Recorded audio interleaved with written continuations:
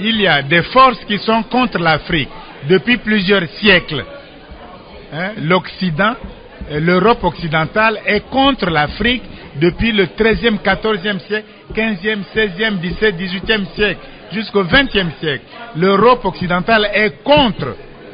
Donc il crée des banques mondiales pour être contre nous. Il crée le FMI pour être contre nous. Il crée les commissions de Bruxelles pour soi-disant les ACP, les programmes d'ajustement structurel. Voilà, on était colonisés, après on était pauvres, et avec la Banque mondiale, on est devenu très pauvre, très endetté.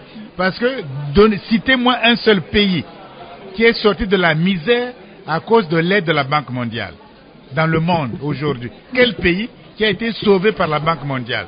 Mais nous allons là-bas tous les jours, alors qu'ils ont fait des programmes structurels. C'est des institutions de corruption. Il faut voir leur directeur, Paul Wolfowitz. Voyez-vous, et tant d'autres.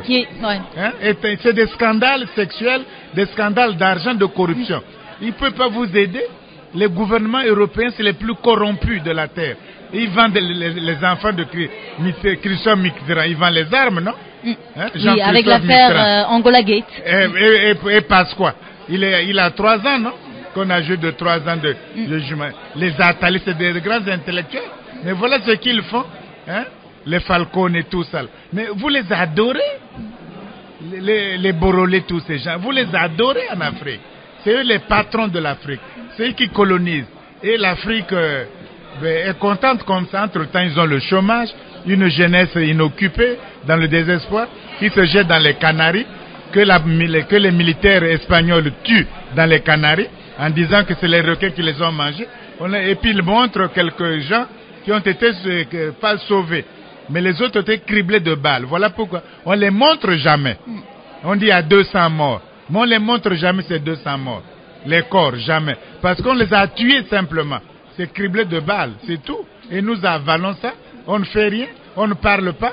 Même l'un des meilleurs chefs d'État africains, c'est bien Robert Mugabe. C'est l'un des meilleurs chefs d'État africains. Il a fait 10 ans en prison. Hein, il a mis la lutte de libération armée contre l'occupant anglais. Les Anglais sont les plus corrompus de la terre. Voyez-vous? Et maintenant, il a pris des terres. Il est criminel. Bon, maintenant qu'il a arrangé les problèmes, on n'en parle plus parce qu'ils ont un premier ministre qui les aime. Mais il faut être clair aussi dans ces choses-là.